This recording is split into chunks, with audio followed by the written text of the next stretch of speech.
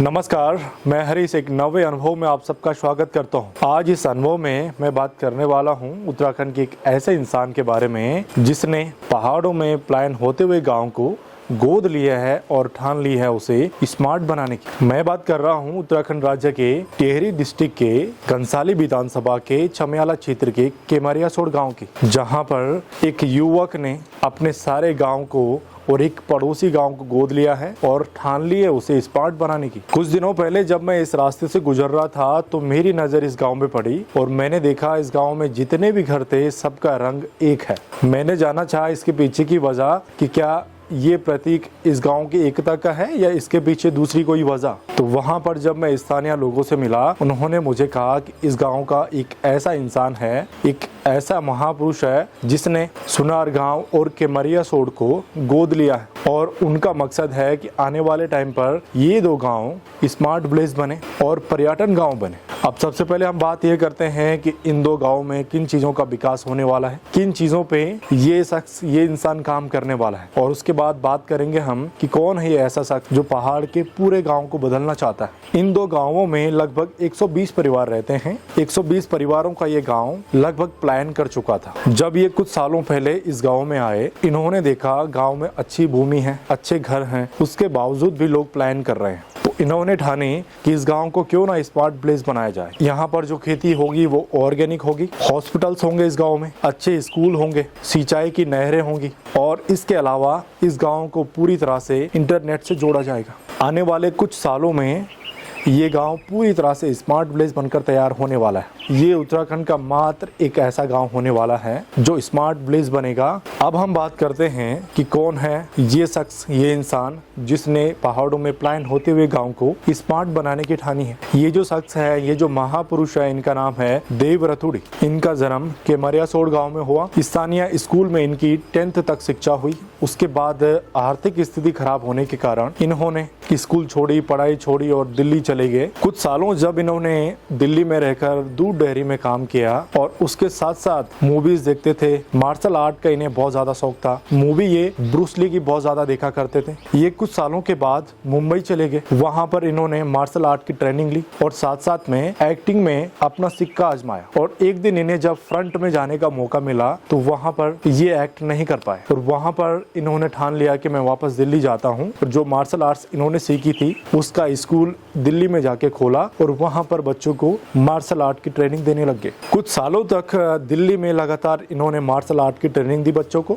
ये चाहते थे कि ये मार्शल आर्ट को और भी अच्छे से सिखाए बच्चों को। इन्होंने सोचा चाइना जाने की। चाइना जाने के बाद इनके मन में ये सोच थी कि मार्शल आर्ट और भी अच्छे से सीखता हूँ और वापस दिल्ली में जाकर बच्चों को और भी अच्छी ट्रेनिंग दूंगा। लेकिन जब ये चाइना में गए, वहां पर इन्होंने एक छोटे से रेस्टोरेंट में एज ए वेटर काम किया। इनका सोचना था कि साथ में मार्शल आर्ट सीखता हूँ और कुछ सालों यहाँ पर काम के साथ में मार्शल आर्ट अच्छे से सीख कर वापस दिल्ली चला जाऊँ। लेकिन वहां पर इन्होंने देखा कि इंडियन लोग रेस्टोरेंट में काम कर अच्छा पैसा कमा रहे। इन्होंने सोचा क्यों ना चाइना में रहकर ही अच्छे से रेस्टोरेंट का काम सीखा जाए और अच्छा पैसा कमाया जाए, क्योंकि दिल्ली में उस टाइम पर मात्र 6,000 रुपए कमाते थे और चाइना में एज ए वेटर इनकी सैलरी थी उस टाइम पर 12,000 रुपए। वहां पर कुछ सालों तक इन्होंने एज ए वेटर काम किया। धीरे धीरे प्रोग्रेस हुई, मैनेजर बने और 2011 में जब इन्हें जॉब का ऑफर हुआ था 3.5 लाख से 4 लाख के बीच सैलरी का, तो इन्होंने वहां पर उस जॉब को ठुकरा दिया और अपने दोस्त के साथ में एक रेस्टोरेंट खोलने की सोची।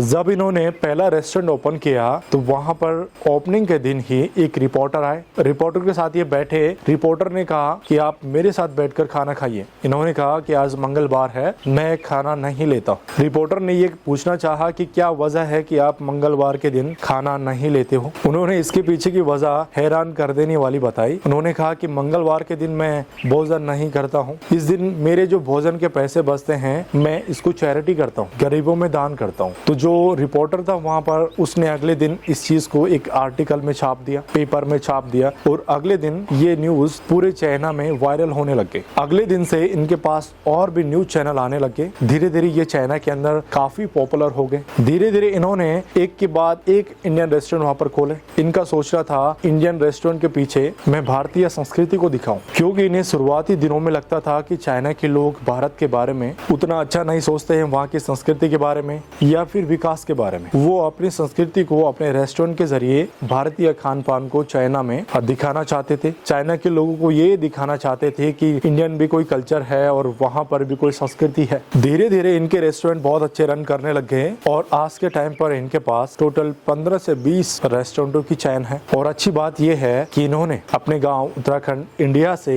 अभी तक 200 से 250 लोगों को रोजगार दे रखा है चाइना में। अब हम बात करते हैं कि देव रतूड़ी एक्टिंग में कैसे गए। वहां पर जब इनका रेस्टोरेंट ओपन हो रहा था एक बार, तो वहां पर कोई डायरेक्टर इनके रेस्टोरेंट में एक शूट लेना चाहते थे। उनकी इनसे मुलाकात हुई और इन्होंने छोटे छोटे वेब सीरीजों में एक्ट करना शुरू कर दिया और धीरे धीरे ये चाइना के अंदर एक अच्छे विलन के रूप में प्रकाशित हुए। इन्हें लोग जानने लग गए और आज के समय पर चाइना के अंदर ये बहुत अच्छे एक्टर हैं। और जब 2022-23 में देव रतूड़ी उत्तराखंड आए तो इन्होंने अपने प्लान होते हुए गाँव को देखा। उन्होंने सोचा कि क्यों ना इस प्लान होते हुए गाँव को गोद लिया जाए और इसको एक स्मार्ट विलेज बनाया जाए। तो ये कुछ स्टोरी, किस्से, कहानी थी देव रतूड़ी जी के। मुझे लगता है इस सोच के लोग बहुत कम है आज के समय में, और ख़ास तौर पे पहाड़ों में लोग जहां गांव के घरों को छोड़कर शहरों में बस रहे हैं, वहीं चाइना में काम करने वाला, चाइना में रहने वाला एक शख्स जिसने अपने पूरे गांव को स्मार्ट बनाने की सोची, कितनी बड़ी बात है। तो इस वाले अनुभव में बस इतना ही, ये कुछ जानकारियां थी देव रतूड़ी जी के बारे में।